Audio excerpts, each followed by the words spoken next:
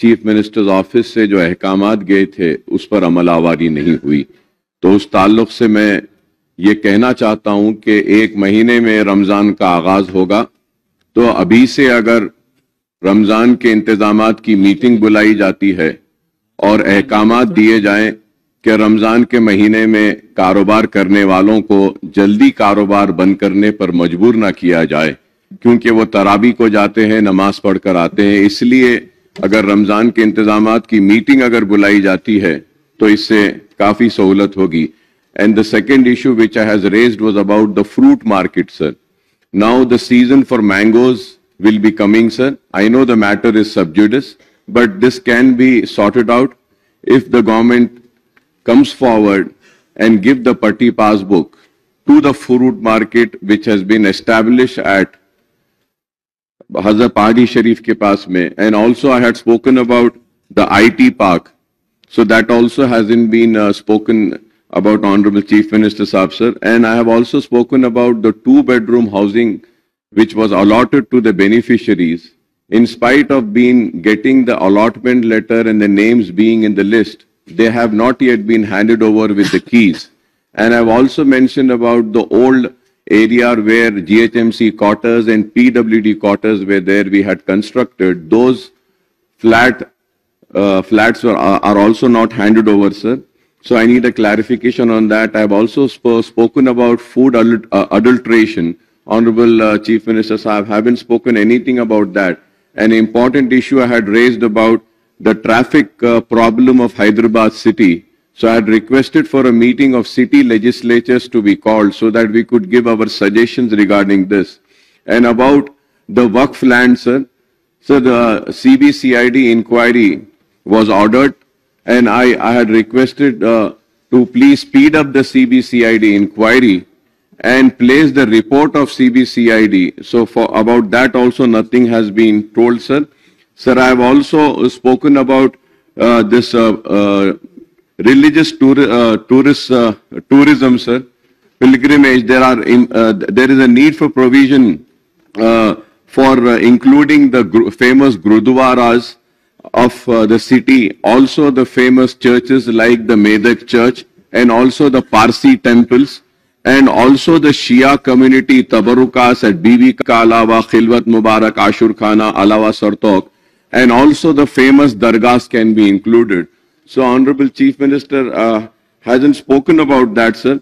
Sir, also I have requested for speedy completion of Charminar pedestrianization. This pedestrianization project was started in 1991 and still it is pending, sir. I have also spoken about the summer contingency plan, sir, because summers are coming and then Ramzan is there. There are many unserved area in the city, sir, where there is a scarcity of water. Pani nahi aata hai, so every time in summer and Ramzan time, the Waterworks Department gives some special tankers for supplying of waters to the identified localities and also few mosques. So I request that a meeting of this would be called, sir. I have also spoken about Yuva Vikasam guarantee, sir, Vidya Bharosa cards with financial assistance of 5 lakhs. Honorable Chief Minister Saab haven't spoken anything about that, sir. I have also spoken about this Praja Palana applications were received for ration cards. Sir, I would like to know how many applications were received to new ration cards now, apart from the applications pending before the present government, sir. Sir, lastly, sir, I have also spoken about this. I would like to know from Honorable Chief Minister, sir, I haven't spoken, but I'm speaking right now, sir, about this Kaleshwaram project, sir.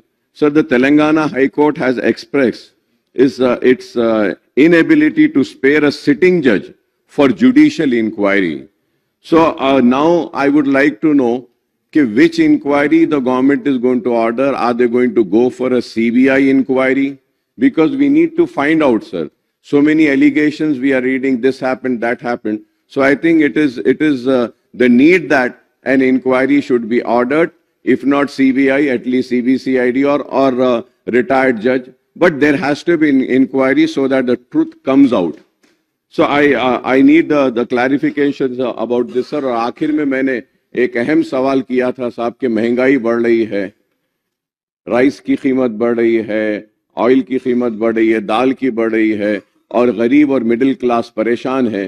तो उस ताल्लुक से भी मैंने किया था, लेकिन chief minister साहब खामोश है। मैं उम्मीद करता हूं कि चीफ मिनिस्टर साहब इस ताल्लुक से जो मसाइल मैंने उठाए हैं इस ताल्लुक से जवाब देंगे। और रमजान से पहले फिर हमारे को शबे बारात भी आएगी साहब, तो उसके लिए भी मैं चाहूंगा कि खुसूसी इंतजाम करें, क्योंकि लोग कब्रिस्तान को जाते हैं और जो लोग मर गए हैं उनकी खबर पे फूल चढ़ाते हैं। तो मैं फिर से आपसे आपके जरिए हुकूमत से रिक्वेस्ट करूंगा कि रमजान के इंतजामात के ताल्लुक से एक मीटिंग का ऐलान करें। అక్బరుద్దీన్ ఓవైసీ గారికి ఎంఐఎం పార్టీకి కొన్ని విషయాలలో పూర్తి వివరణ ఇవ్వదలుచుకున్నాం. జేఎన్ఎన్యూఆర్ఎం ఈడబ్ల్యూఎస్ బాంబే ఏవైతే ఉన్నాయో ఈ హౌసింగ్ స్కీమ్ కింద ఈ ఇండ్లన్నీ కూడా కూలిపోయే శిథిలావస్థలో ఉన్నాయి. ఆల్రెడీ జిహెచ్ఎంసీ దగ్గర డబ్బులు లేకపోవడం వల్ల హెచ్ఎండిఏ నుంచి 100 కోట్లు ఆల్రెడీ ఏర్పాటు చేయడం జరిగింది.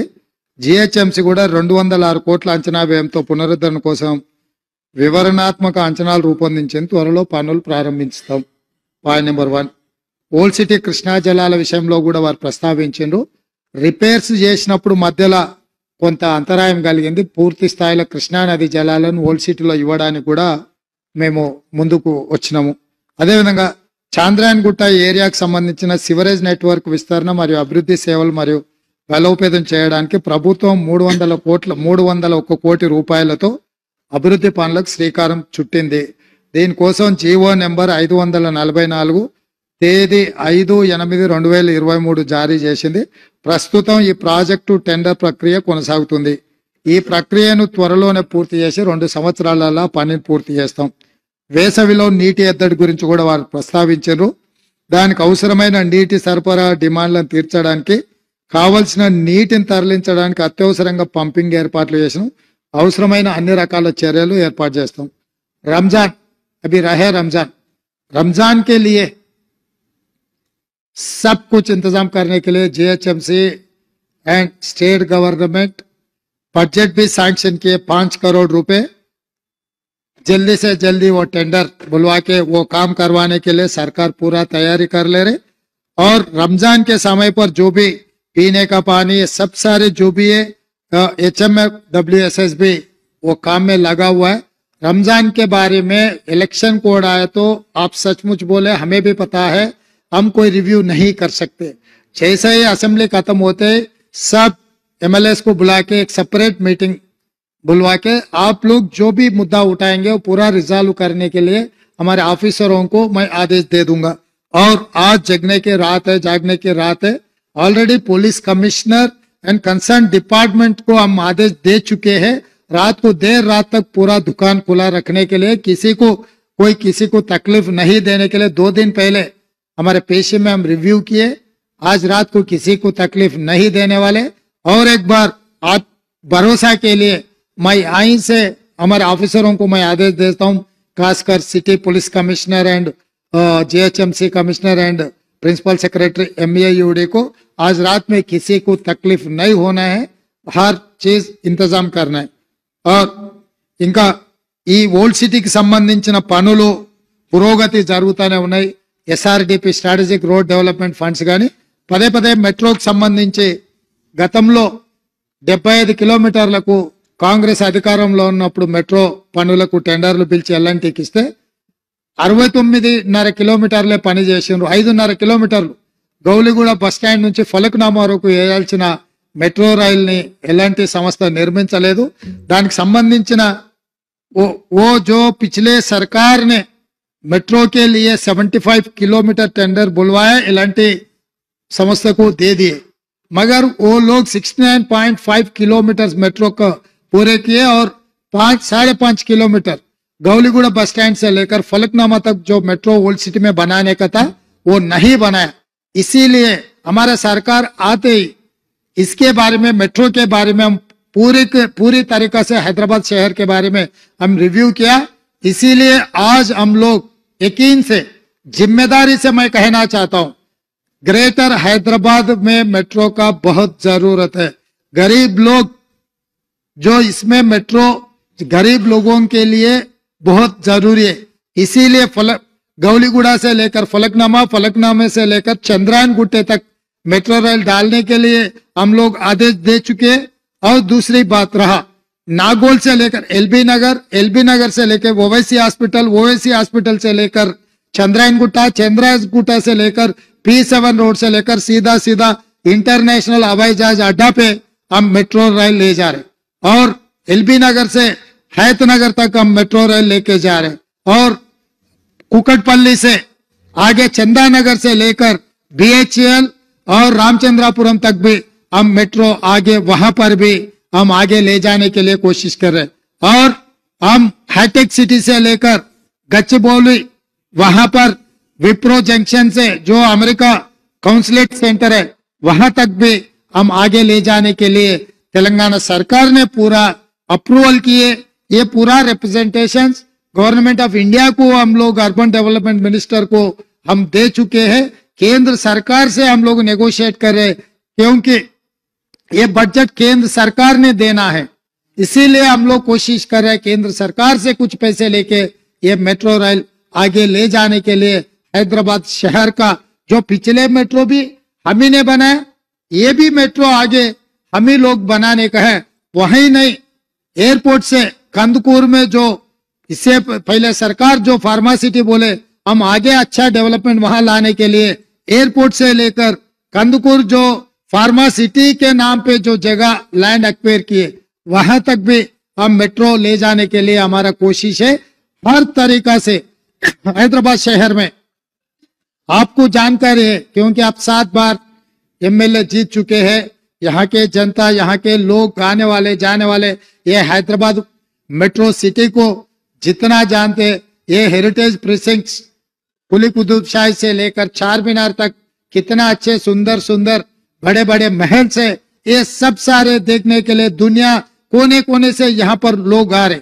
इसीलिए हम लोग जो Musi river development, Musi river front के नाम पे हम लोग आगे डेवलपमेंट करने के लिए एक बड़ा प्रोजेक्ट हम लोग उठाए। उसी सिलसिले में हम लोग सरकार के तरफ से लंदन आए थे, आप भी हमारे साथ में शामिल हुए, जो एक्सपर्ट से हमारा मीटिंग हुआ था। इसीलिए गंडीपेट से लेकर उस्मान सागर, हिमायत सागर से लेकर नागौल से आगे 55.5 kilometres Musi area, Musi river development, river front develop करने के लिए हमारे सरकार पूरे कोशिश कर रहे हैं। आप लोगों का मदद जरूरी है, आपके मदद हम लेंगे। हैदराबाद शहर को हम इतना सुंदर शहर बनाएंगे, यहाँ दुनिया से, आप बेंगलुरु से, दिल्ली से, मुंबई से और किसी शहर से हम लोग कॉम्पिटिट नहीं करना चाह रहे। पूरी दुनिया में हमारे हैदराबाद शहर को इतना सुंदर शहर बनाना चाह रहा है। हमारे वक्त में जो आउटर रिंग रोड हम ही ने बनाए, इंटरनेशनल एयरपोर्ट हम ही ने बनाए, मेट्रो रेल हम ही ने बनाए, कृष्णा से पीने का पानी हैदराबाद शहर का आप और पी जनार्दन रेड्डी इसी असेंबली में चिल्ला के हैदराबाद शहर का, हैदराबाद लोगों के लिए जो पीने का पानी तकलीफ आप आवाज उठाए तो कांग्रेस पार्टी ने कृष्णा से पानी लाए और गोदावरी से भी हैदराबाद शहर पीने का पानी हम ही लोग लाए। आगे भी हमारे जिम्मेदारी है।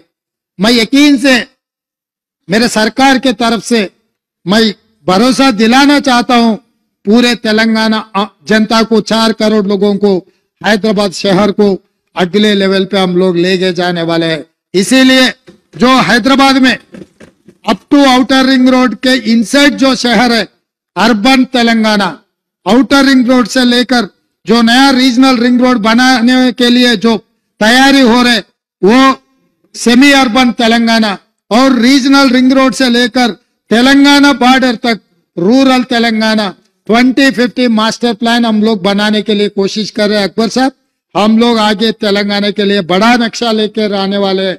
ये हैदराबाद, ये तेलंगाना को दुनिया से में सबसे बड़ा सुंदर प्रदेश बनाने के लिए हमारा कोशिश जारी रहेंगे। आपका मदद हमेशा, जितने हम जो भी अच्छा किए आप तारीफ किए, उसके लिए मैं शुक्रिया अदा करना चाहता हूं। आगे भी आपके पार्टी से चुनाव हो गए, राजनीति चुनाव के समय पर आप कुछ भी बोलो, राजनीति हम सरकार बनाने के बाद सरकार चलाने के लिए, इस प्रदेश को आगे तरक्की करवाने के लिए हम लोग कोशिश जारी रहेंगे। आपके साथ जरूर लेता हूं। आप जो बात मुद्दे उठाए सब सारे मेरे कन रिकॉर्ड है, और कुछ भी जो भी अगर बचा हुआ है मैं अलग मीटिंग बुलाऊंगा। आपसे अलग मीटिंग ले लूंगा। भारतीय जनता पार्टी का एमएलए भी मैं अलग बुलाऊंगा, और टीआरएस का भी केसीआर साहब को यहीं के इधर से मैं उनके लिए मैं इनवाइट कर रहा हूं।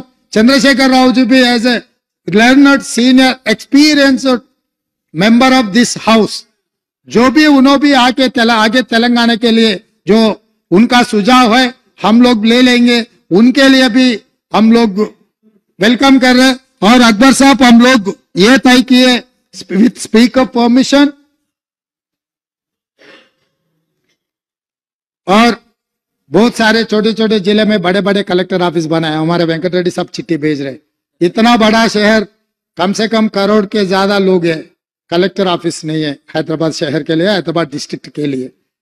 हैदराबाद कलेक्टर ऑफिस के जितने भी डिपार्टमेंट्स में एक एक कोने पे एक एक है। किसी को बुलाना है तो दूसरे दिन आएंगे। वो आज शुरू हो गए तो ट्रैफिक जाम में वो चलते चलते आए तक पूरा दिन खत्म हो जा रहा है। इसीलिए हमारा वेंकट रेड्डी साहब ये बोल रहे हैं हैदराबाद कलेक्टर ऑफिस अच्छा मल्टीपर्पस न्यू कलेक्टर ऑफिस बनाने के लिए वो रिक्वेस्ट किया, उनके ऑफिसर रिक्वेस्ट किए। हम अकबर साहब हम हैदराबाद शहर के लिए अच्छा शानदार कलेक्टर ऑफिस बनाने के लिए भी इस मौके पे आप लोगों को मैं भरोसा दे रहा हूं। इसीलिए हम कोई छुपा के कुछ काम करने के लिए हम नहीं सोच रहे। हम सबके सामने यहीं पर चर्चा करेंगे जो तेलंगाना के लिए अच्छा है, जो हम सोच सकते। हमारे सोच से भी अगर आगे आपका सोच कुछ रहा तो हम बेशक से आपका मदद लेंगे। इसमें तो कुछ आगे पीछे होने का कुछ नहीं है। इसीलिए मैं अकबर साहब को मैं एक ही यकीन दिलाना चाहता हूं, हमारे तरफ से हर चीज हम आपकी मदद लेके ये तेलंगाना तरक्की के लिए हम लोग करने वाले।